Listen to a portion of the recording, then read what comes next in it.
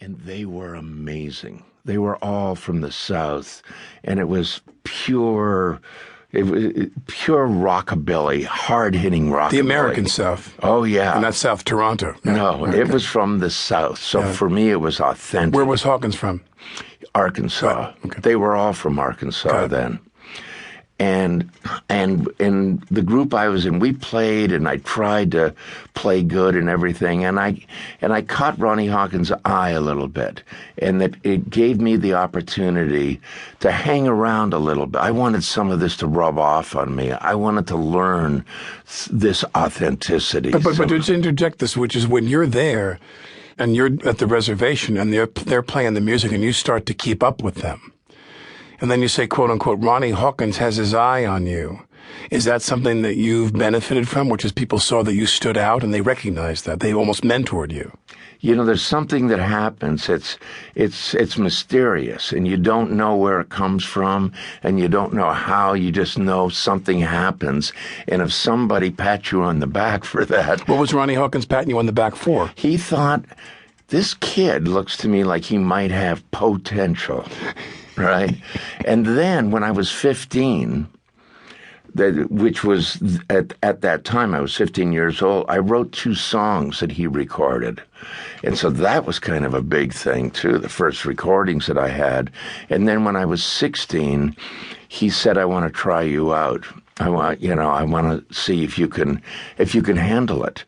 And so I went from Canada, from Toronto, on a train down to the Mississippi Delta, to the holy land of rock and roll, to join up with Ronnie Hawkins and the Hawks. And your mom, your dad had passed away? Yeah, my mother, she was horrified. Right, I was going to say, what was her reaction? 16. Yeah.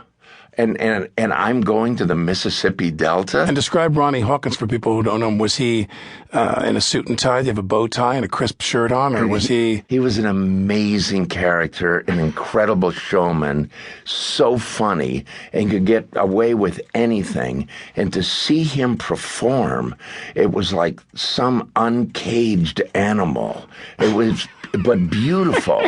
You know, he would come leaping through the air down and land on his knees behind the piano player and start winding him up like as if, you know, it was like a monkey, you know, playing, right. You know. An organ grinder. Yeah, like the organ grinder. He would be winding him up and then come in singing at the last second and then, you know, leap over here. He was like, and years ago when we played like Alan Freed shows and that, nobody wanted to go on after Ronnie Hawkins. Right. He was just one of those. He was the closer.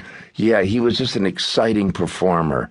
So, and my mother knew of Ronnie Hawkins. I mean, not well, but had met him. But when I said, I'm going down there, I'm going to try out for Ronnie Hawkins and the Hawks, because if I don't do this, I'll be sorry the rest of my life. And I've got to find out whether this is my calling or not. She said, all right, you can try it. But if it doesn't work, you go right back to school. And I said, it's a deal. Right. But you never had to keep that deal. Obviously. I was on a mission. When Hawkins said, when you wrote a couple songs for him and he was going to use those songs before you got in the band, describe for me, because you are a very, famous for your songwriting as well as your performing. What was that like for you? I mean, even as a child, I mean, you're a young kid, you're 15. When he said that, I kept looking for the key to the highway. I kept looking for some way to impress him. I wanted into this world. And I thought, he said he needs some songs. I had been writing songs, not very good ones, but, I was doing it.